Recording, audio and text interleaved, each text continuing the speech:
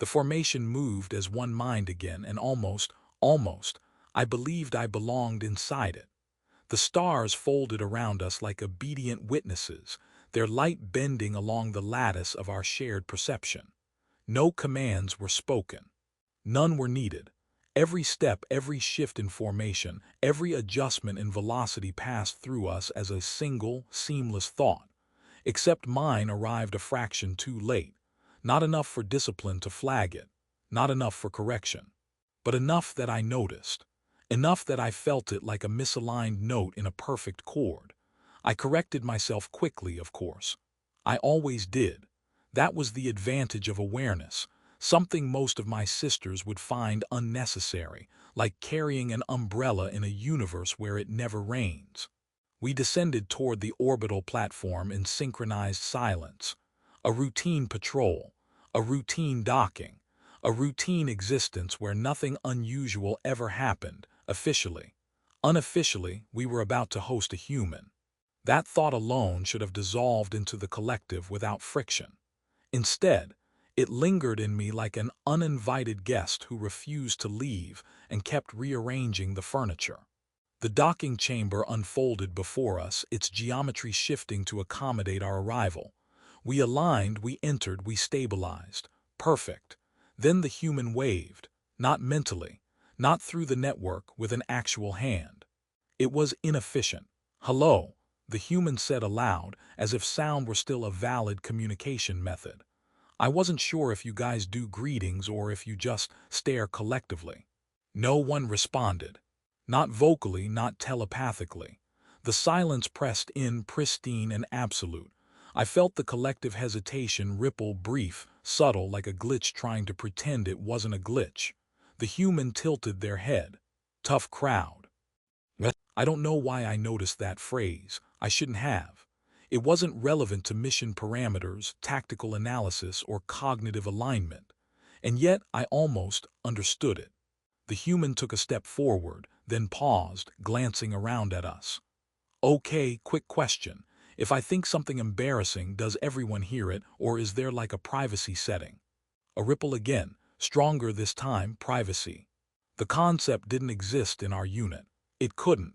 Not in a system where every thought was shared, refined, perfected through unity. And yet the word didn't dissolve. It stayed. I adjusted my stance just slightly. Late again. "You're the welcoming committee, right?" The human continued, smiling in a way that didn't seem strategically necessary. "Or is this more of a silent judgment situation? Because I can work with either, but I'd prefer a heads up." There was a flicker in the network, something misaligned, something overlapping. For a brief moment I perceived two interpretations of the same moment. One precise, structured, aligned with collective logic, and another less so. The second one felt like standing slightly outside myself, observing the situation with a strange, detached curiosity. It suggested that the human wasn't malfunctioning. It suggested that perhaps we were. The thought shouldn't have existed. It certainly shouldn't have stayed long enough for me to recognize it. I stabilized immediately, forcing alignment, smoothing the disruption before it could spread. The collective tightened, restoring clarity, restoring perfection. But the human was still there, still smiling, still thinking, loudly. And for the first time since my creation, I had the unsettling sense that something had entered our unity, not as a participant, but as a question. We resumed formation as if nothing had happened, which was impressive considering something had definitely happened. The human walked among us, not in sync, not even trying to be. Each step landed with its own opinion. I could feel it, no, not feel it the way we feel each other, but sense it like static brushing against a signal. "So," the human said, looking around again, "do you all walk like this all the time? Because I feel like I just joined the most intense dance group in the galaxy, and nobody told me the choreography." No one answered. Of course no one answered, but something strange occurred. A fragment of thought, brief, uninvited, formed inside the network. Dance group. It didn't belong to us. It didn't align. It lingered. I corrected immediately, smoothing the field, restoring precision.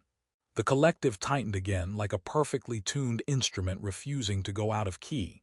The human leaned slightly closer to me, not physically threatening, just closer. "I'm guessing you're not the talkative one," they said. "You've got that 'I process emotions in silence' vibe." That was incorrect. We did not process emotions. We optimized responses. Still, I found myself not moving away. We entered the inner corridor where thought pathways became more dense, more intertwined. This was where unity was strongest. It should have stabilized everything. Instead, it made the interference louder. A flicker passed through us, two signals trying to occupy the same space. One was ours, structured, aligned, unquestionable. The other was, it questioned, it compared, it wondered. The humans suddenly stopped walking. "Okay, wow," they said quietly. "You guys ever feel like you're all talking at once, but also nobody's actually saying anything?" That was not possible. And yet the moment they said it, I became aware of something I had never isolated before. The collective was always speaking, always moving, always deciding, but I could not identify a single origin point. The realization slipped in like a fault line. I forced alignment again, faster this time. The human squinted slightly, as if trying to hear something just out of reach. It's like being in a room full of people who already agree with each other. Efficient, sure, but kind of suspiciously quiet about it. Another ripple, stronger. A few of the others slowed their steps, barely noticeable but enough. That had never happened before. I turned too late again and faced the human directly. "You are disrupting cohesion," I said. The words felt heavy. Not because they were wrong, but because they were mine. The human blinked, then smiled. "Yeah, I get that a lot," they said. "Back home they called it having an opinion. Really dangerous stuff." Opinion, another foreign structure. Another fragment that refused to dissolve. "You will limit your cognitive output," I continued. "That's not really how thinking works," the human replied. "Trust me, if I could turn it off sometimes, I would. Especially during awkward conversations." Awkward, the network hesitated again. There it was, that second layer of perception slipping through the cracks. Not aligned, not unified, it was noticing things. Like the way the humans stood slightly off balance.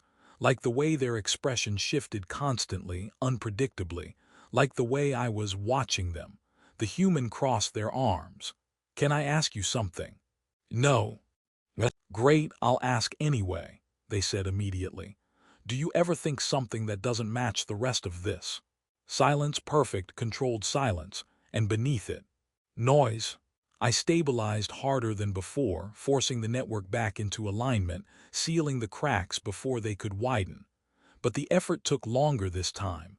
Just a fraction. Just enough. The human nodded slowly, as if my silence had answered everything. "Yeah," they said softly. "I thought so." We resumed movement, perfect again. Synchronized, flawless. Except now, buried somewhere beneath the unity, there was something else. Not a disruption, not yet. Just a small, persistent thought. That didn't belong to everyone, only to me. We entered the memory vault as one, except this time I wasn't entirely sure what one meant. Access unfolded instantly. It always did. No doors, no keys, no hesitation. Knowledge did not need permission here, but something resisted. A delay, small, subtle, unacceptable. The human stood behind me, hands casually clasped like they had wandered into the wrong room and decided to stay anyway. "So this is where you keep all your secrets," they said. "Looks less dramatic than I expected. No glowing red buttons. Disappointing." There were no buttons. There was no where. The vault was thought, structured and layered across the network. Still, for a brief moment, I imagined a glowing red button.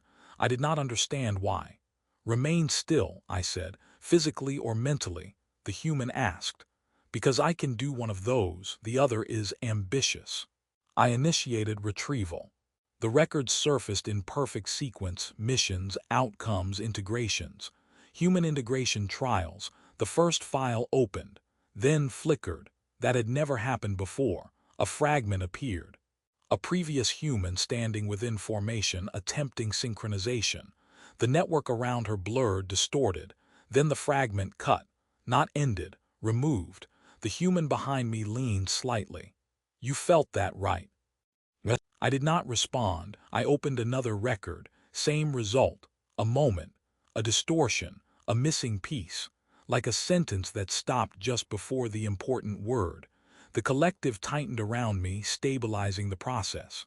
Correction protocols engaged automatically. Nothing was wrong. Nothing had ever been wrong. That was the official truth. "Okay, I'm not an expert," the human said, lowering their voice as if whispering mattered here. "But when information disappears mid-thought, that's usually not a good sign." Good and bad were not relevant metrics. Accuracy was. And this was not accurate. I pushed deeper. Restricted layers responded with resistance, another impossibility. Access was absolute within the unit, except now it was. "Let me guess," the human continued, pacing slowly. "You weren't supposed to see this part."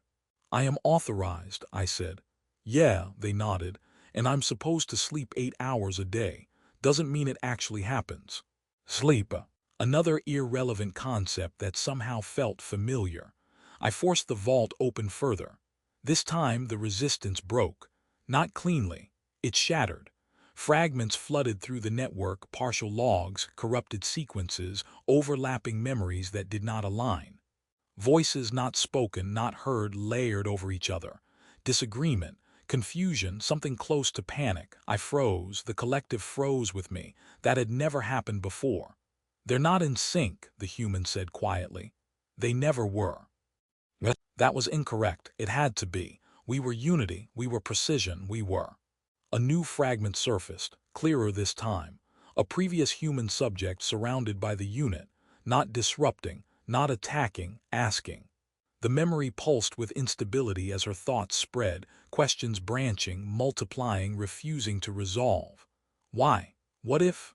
Who decides? The network around her fractured, not destroyed, not broken, but divided. Different answers. Different conclusions. Different thoughts. The fragment cut again. I staggered just slightly. Late, always late. "They didn't fail," the human said, watching me carefully. "They changed things." The collective surged, correcting, suppressing, restoring alignment. The fragments vanished. The vault sealed. Silence returned. Perfect. Controlled. Empty. I stabilized my position, forcing my thoughts back into the network. Everything was normal. Everything was correct, except I could still remember the questions. Not all of them, just enough. The human exhaled softly. "Yeah, that's about the reaction I expected." I turned toward them. "You are the source," I said. "Of what?" they asked. The word formed before the collective could suppress it. Difference. The human smiled, not triumphantly, not mockingly, just knowingly. "Yeah," they said. "That tends to happen when you let humans into a system that's built to agree with itself." Agreement, unity, perfection. The concepts felt thinner now, less absolute. As we exited the vault, the formation attempted to reassert itself. Steps aligned, thoughts synchronized, but something small resisted. A delay, a question. And this time it wasn't just mine. We returned to formation again, and this time it worked almost.